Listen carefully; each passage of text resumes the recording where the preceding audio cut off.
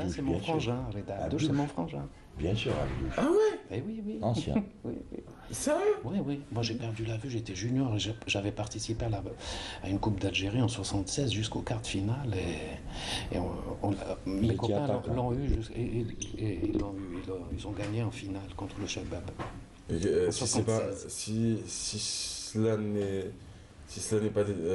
pas indiscret, qu'est-ce qui s'est passé? Comment avez-vous perdu la vue?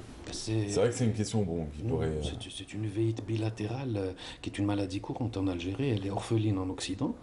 Et c'est une maladie fulgurante, quoi. Une fois qu'elle s'avère, bon, elle fait son œuvre. Hein, voilà. Et à l'époque, moi, j'ai joué de malchance. Quoi. Il n'y avait rien. Ouais. Il n'y avait rien à l'époque. En 2 ans, j'ai perdu la vue. Quoi. D'accord. Voilà. Bienvenue à vous. Merci. Vous aimez toujours le ballon ou pas? Ah, toujours, oui. Vous suivez les matchs? Ça vous arrive d'écouter peut-être les commentaires? Absolument, mais Ouais. de Vous façon avez- régulière, oui. Vous êtes content pour l'USM Alger? Absolument. Vous êtes interdit de séjour à Bablouane. Je le dis maintenant. C'est fini pour vous. Je m'y ai trouvé il y a 2 jours. Ah ouais? Oui, oui. Vous avez dit que vous étiez pour l'USM? Non. Non, d'accord. Vous avez bien raison, Abdelrani Abdouche, bienvenue à vous. Vous êtes le président de l'Union des Franco-Algériens de Lorraine. Oui. Eh bien, bienvenue, parce qu'aujourd'hui avec vous, on va parler de l'importance des centres de réadaptation fonctionnelle pour déficients visuels. Voilà, ça n'existe pas encore en Algérie, c'est en projet. Qui va être la tutelle? On y reviendra dans quelques instants avec vous, si vous le permettez. Et puis de l'autre côté, on a aussi Mahfoud Faroukhi. Bienvenue à vous. Je ne suis pas trompé, hein, j'ai pas écorché. Non, non, Vous avez non. fait du foot, vous aussi? Pardon? Vous avez fait du foot? Non, moi j'ai fait du basket. Vous avez fait du basket? Par contre, je me rappelle de son nom. Ouais. C'était un très Deux bon frères. attaquant. Votre frère, il était quoi?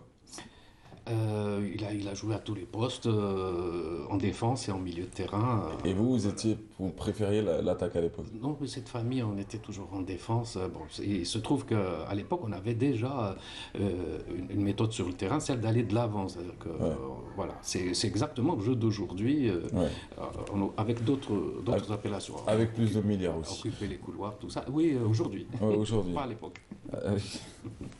Plus de milliards. On leur apprend à jouer sur du goudron. Alors, Mahfoud Faroukhi. Je vais être viré ou pas encore? Non, pas encore. Alors, Mahfoud Faroukhi, vous êtes docteur en archéologie et en histoire de l'art. Aujourd'hui, c'est peut-être l'occasion de parler de restauration des objets en bois. Alors, restauration des objets en bois, ça colle bien avec... pensez-vous qu'un salon comme le Batimatek peut amener à ce qu'on puisse parler aussi de d'autres métiers qui sont dans le secteur du bâtiment, de l'architecture en général, et qui seraient plus anciens, qui relèveraient plus de l'artisanat et de l'art? Tout à fait, c'est quelque chose qu'en Algérie on a un peu perdu. Ouais. Ça a toujours existé. Et justement, c'est un travail maintenant qu'il faut remettre en place, quoi. C'est-à-dire accompagner les actions prioritaires qui sont tracées par le ministère de la Culture, comme la protection du patrimoine, et les intégrer même dans des salons, comme vous avez dit, de Batiméthèque et autres. C'est ce qui est fait d'ailleurs au Maroc et en Tunisie, où leur salon international du bâtiment, du secteur du bâtiment, du BTPH en général, inclut dans son programme l'artisanat, la restauration, les vieux métiers qui ne consistent pas non plus qu'à faire couler du béton, monter des étages, mais aussi à cette part un peu artistique, un peu cette touche qui revient. Alors aujourd'hui, quand on parle de restauration des objets en bois, c'est vraiment difficile. Et sait-on le faire en fin de compte en Algérie? On savait le faire, mais c'est quelque chose qu'on a perdu. Donc là, il faut recréer une dynamique, et justement, c'est cette aide. Il faut rapporter des outils méthodologiques et de la formation. C'est ce que nous avons essayé de faire dans ce cas-là. Moi, j'ai aidé pour que des Algériens commencent à s'intéresser à la restauration et apprennent par des gens qui sont très spécialisés. Nous avons ramené une équipe d'Espagnols qui sont très très spécialisés dans le domaine de la restauration d'objets artistiques, et donc les intégrer dans l'équipe et commencer à les former pour recréer justement une dynamique de formation et retrouver ces messieurs. Et aujourd'hui, est-ce que ces formations ont donné leurs fruits? Est-ce qu'on retrouve des restaurateurs, de jeunes restaurateurs algériens? Ça commence à fleurir un peu partout. Ça commence à peine, ça commence, et le ministère de la Culture a créé aussi un institut de restauration maintenant. Donc ça vient d'être lancé, et justement avec cet outil-là aussi, il y a des gens qui vont aller se former dans le bois, la céramique, le marbre, la mosaïque, tout ce qui est ancien. Restauration des objets en bois, ça se passe au musée des arts et des traditions populaires. On en parlera juste après avec notre spécialiste en la matière, docteur en archéologie et en histoire de l'art, Mahfoud Faroukhi. Et puis on parlera aussi de l'Union des Franco-Algériens de Lorraine. Allons-y. Alors le reportage est signé Sabrina Khlifi.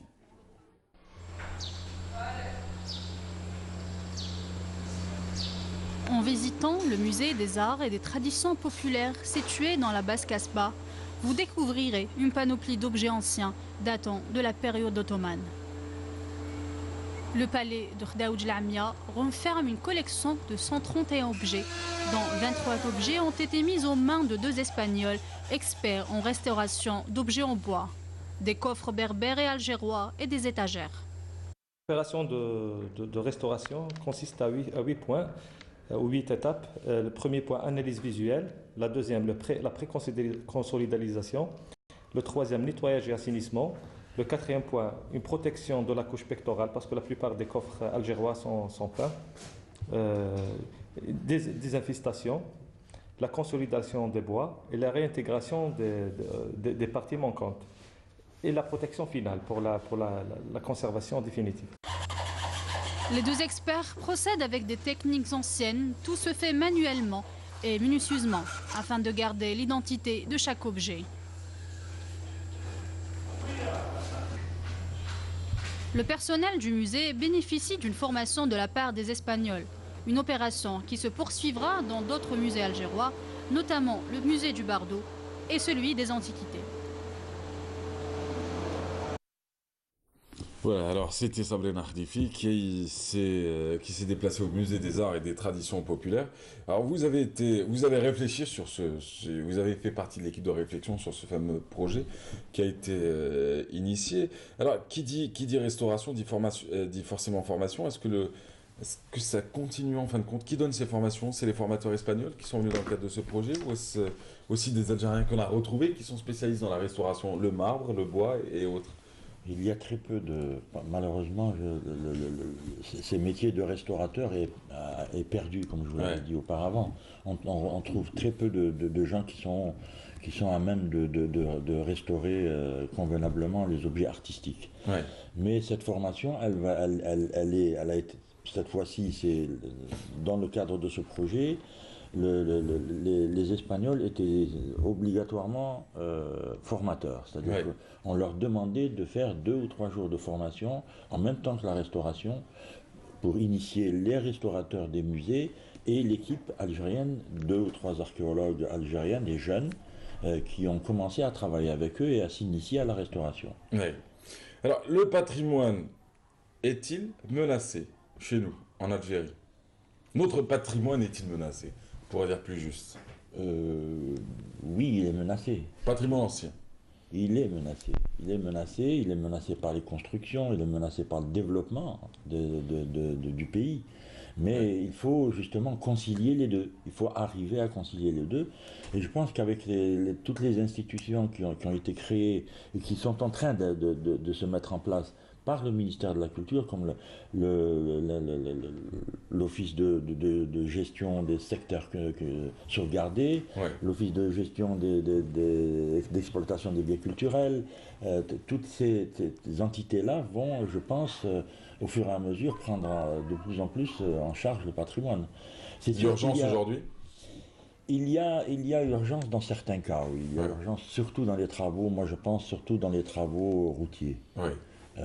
Avec l'autoroute Est-Ouest, avec toutes les pénétrantes, les littorales, les voies littorales qui sont en train de faire, le pays est pratiquement plein, partout il y a des sites archéologiques. C'est incroyable ce qu'il y a sous le sous-sol et que nous ne connaissons pas.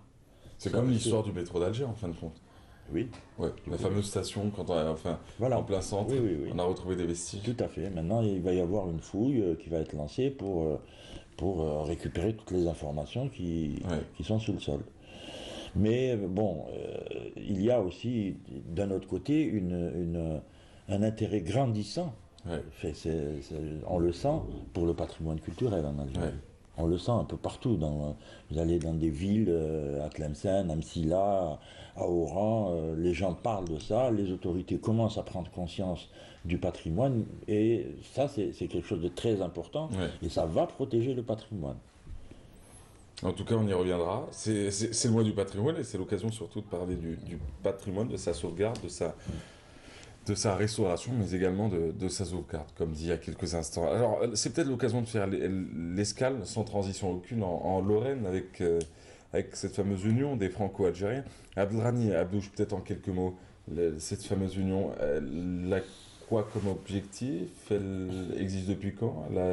Elle se déploie comment? Comment se traduisent ces actions sur le terrain? Je crois que le trait d'union est bien placé là, puisque nous mettons en valeur le patrimoine culturel, entre autres missions, le patrimoine culturel algérien, qui concerne l'aspect vestimentaire, gastronomique, artistique, sportif, enfin, tous les aspects de la vie culturelle algérienne sont mis en exergue par cette association, entre autres, et par ailleurs, donc l'alphabétisation, le soutien scolaire et tout ça en direction de la communauté algérienne qui quelquefois passe des moments très difficiles, et on essaye d'apporter cette aide-là sur le terrain. Alors parmi vos actions, il y en a beaucoup qui touchent aux personnes aux besoins spécifiques. Si par exemple on a viré le fameux mot aux personnes handicapées, c'est mieux, moi je trouve, enfin perso, moi je trouve que c'est mieux. Alors aujourd'hui, l'importance des centres de réadaptation fonctionnelle pour déficients visuels. Ça consiste en quoi? Quel est le rôle de ces Très bien. De ces centres-là? Là, la sémantique est tout à fait appropriée, parce qu'il faut faire quand même un distinguo entre rééducation fonctionnelle et réadaptation fonctionnelle. Ce n'est pas la même chose. La rééducation fonctionnelle, c'est plutôt un aspect médical, donc quelqu'un qui se casse un bras, une jambe, que sais-je. Là, il rentre en rééducation fonctionnelle, c'est un milieu médicalisé. Tandis que la réadaptation fonctionnelle, c'est une personne qui perd, par exemple, la vue, comme ça a été mon cas. Et à ce moment-là, quand on perd la vue, on a 20 ans ou 25 ans, il faut repartir, donc il faut rebondir dans la vie. Comment? C'est ce centre de réadaptation fonctionnelle qui permet, grâce à des actions appropriées, on pourra les citer tout à l'heure, acquérir de nouveaux repères et rebondir dans la vie là où à un moment donné, le parcours s'est arrêté. Et ces actions-là, en fin de compte, elles se traduisent comment? Sur le terrain, ce centre propose par exemple des ateliers, l'apprentissage des moyens de communication. Donc pour un étudiant par exemple, un étudiant qui perd la vue, comment il va faire pour revenir à l'écriture, etc. Eh ben, on lui propose donc le clavier informatique, on lui propose l'écriture manuscrite, de revenir avec un outil spécial, un guideline par exemple, à revenir à l'écriture manuscrite. Il va pouvoir réécrire, donc le clavier informatique, le braille aussi, voilà. Et ça c'est déjà pour la communication.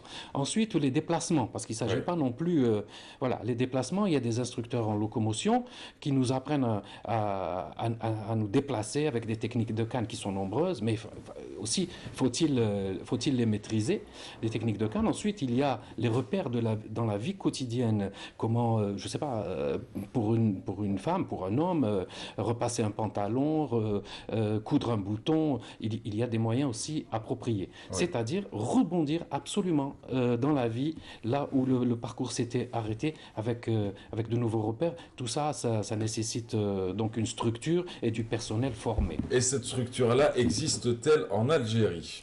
J'en ai fait les frais personnellement, non, à ce jour, non. C'est ce qui vous a amené en Lorraine?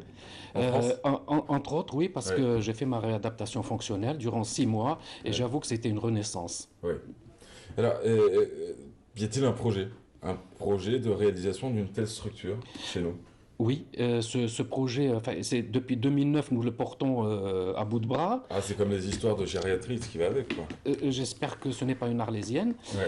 Je n'ose pas le penser. En tout cas, au moins 2 ministres successifs ont donné leur accord pour l'édification de ce centre, qui est une nécessité absolue. Ces 2 ministres ont disparu depuis. Oui. Oui. Oui. Non, juste à le préciser, c'est tout. Oui. Donc, Ne vous inquiétez pas, c'est moi qui prends tout et vous parlez juste des besoins aujourd'hui, de la nécessité de cette structure-là. Oui. Et moi, je suis votre bouclier. Merci beaucoup. J'y arrive. Et j'assume aussi ce que je dis, c'est une nécessité impérative, Ouais. ce centre, parce qu'il concerne des milliers de familles. On a suscité l'espoir depuis 2009 avec la création de ce centre. Il y a combien de familles en Algérie qui nous écoutent et qui se sentent concernées aujourd'hui à l'instant T? Combien d'enfants perdent la vue? Combien d'adultes perdent la vue, DMLA ou pas?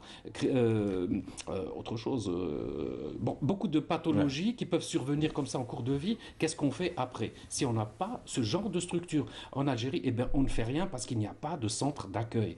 Aujourd'hui, c'est une nécessité absolue. Un Abdelghani, ça suffit. Voilà. Maintenant, il faut penser aux générations qui arrivent, il faut penser à l'avenir. Et puis, c'est un centre pilote qui peut avoir des... Et qui pourrait être la tutelle. Vous avez parlé du ministère de la Santé, mais pas que, j'imagine. Solidarité nationale. Alors, justement quand j'ai défini en amont réadaptation fonctionnelle, j'ai dit que ce sont des prérogatives qui ne concernent pas le ministère de la Santé. Parce que je vois mal un ministère de la Santé prendre en charge l'activité de la vie journalière, des déplacements à la canne, un apprentissage au clavier informatique. C'est quand même le ministère de la Santé, de la Population et de la Réforme hospitalière. Oui, mais ça, voilà, c'est plus on va dire, c'est plus de l'éducatif. Vous parlez de l'expérience que... de l'autre côté de la Méditerranée, c'est une expérience qui a réussi, vous avez raison peut-être de l'exposer. Voilà, c'est plus l'éducatif que voilà, ça relève plus à mon avis de la solidarité nationale que de la santé, qui a d'autres chats à fouetter. Ah, beaucoup même. Ouais. Une meute de chats. 10 millions de chats. Je suis complètement d'accord, surtout avec le mouvement de grève en ce moment. Dans les établissements hospitaliers, je peux vous dire que c'est vrai que, bon, après vous avez tout à fait raison, ce centre-là doit voir le jour. Ça fait quand même 4 ans que vous avez émis le vœu d'en voir un en Algérie.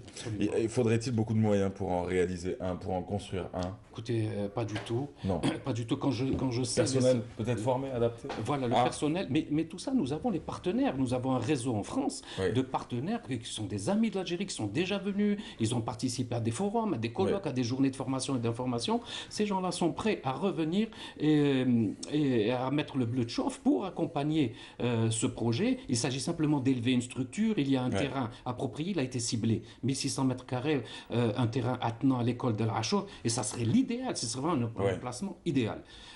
Les plans existent, ils ont été mis à la disposition du ministère de la Solidarité. Voilà, j'espère que... Eh ben, votre message est passé, j'espère vraiment que cette fois-ci on va agir.